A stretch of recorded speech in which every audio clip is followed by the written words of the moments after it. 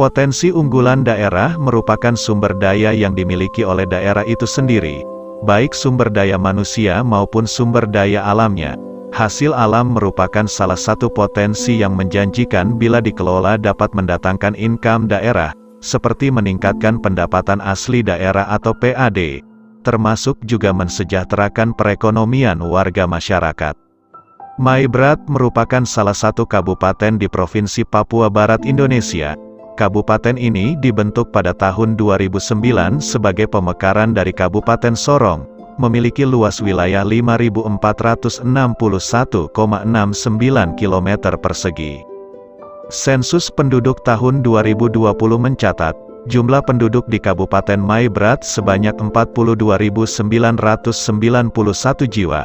Maibrat membawahi 24 distrik, dan 259 kampung atau merupakan kabupaten dengan kampung terbanyak di Papua Barat. Kabupaten Maibrat sebelah utara berbatasan dengan Kabupaten Tambrau, sebelah timur berbatasan dengan Teluk Bintuni, bagian selatan berbatasan dengan Kabupaten Sorong Selatan, dan sebelah barat berbatasan dengan kota dan Kabupaten Sorong. Dari berbagai potensi yang ada di Maibrat, salah satunya adalah pohon damar atau dalam bahasa Latin disebut Agathis damara. Pohon ini diketahui bertumbuh secara alami di wilayah Aifat, salah satunya di Kampung Bori dan menyebar sampai di perbatasan Sungai Kamundan. Damar dalam bahasa Aifat disebut hayot. Sebaran potensi hutan damar di Aifat sudah dikomplekskan pada zaman pemerintahan Hindia Belanda atau disebut Agathis kompleks diantaranya, Hayot Kauf, Hayot Waan, Hayot Sivo, Hayot Kamera, Hayot Kumurkek, Hayot Ainot, Hayot Safuf, dan Hayot Baho. Aloysius Sa, seorang pegiat hutan damar dari Kampung Bori, distrik Aifat mengatakan, hasil getah damar di era tahun 60-an pada zaman pemerintahan Hindia Belanda pernah mengangkat nama besar wilayah A3 Maibrat sebagai daerah sentra produksi unggulan getah damar di wilayah Kepala Burung Pulau Papua, karena hasilnya mampu menjangkau pasaran luar negeri dengan nilai ekonomi yang tinggi, serta menyumbang devisa yang cukup besar untuk PAD.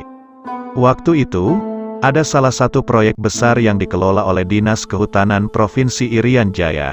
Mereka memperdayakan masyarakat di sekitar kawasan yang memiliki dusun damar untuk bekerja dan memperoleh keuntungan yang cukup besar.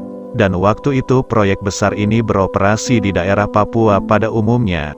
Bahkan devisa dari damar ini dipersembahkan untuk PAD, ujar Aloysius. Menurut data survei udara dan lapangan oleh pemerintah Hindia Belanda, Kampung Bori adalah wilayah yang memiliki hutan damar paling luas. Hal ini dikarenakan Bori terdiri dari beberapa gabungan marga besar pemilik hutan damar. Sementara luas hutan damar di wilayah Aifat diperkirakan mencapai 100 hektar lebih.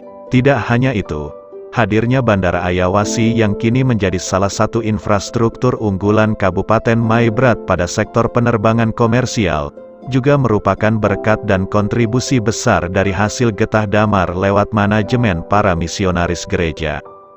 Damar ini, salah satu objek yang membuat para misionaris gereja ikut prihatin, sehingga membantu masyarakat hadirkan Bandara Ayawasi, karena waktu itu masyarakat pikul dengan jalan kaki dan bermalam di tengah jalan ke Teminabuan. Ada sekian persen produksi getah damar ini untuk biaya peralatan dan bama, sehingga masyarakat semangat kerja bandara supaya bisa mengangkat hasil hutan ini drop di Teminabuan. Selanjutnya, diangkut dengan kapal ke negara-negara penada, ujarnya.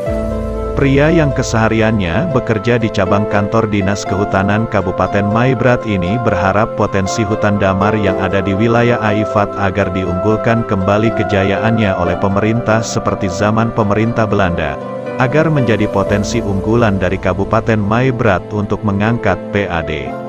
Sekian dan terima kasih telah menyaksikan sekilas tentang potensi dan ulasan singkat sejarah pohon damar di Kabupaten Maibrat, Papua Barat.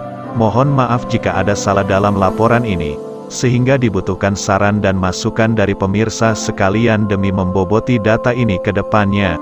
Tuhan memberkati.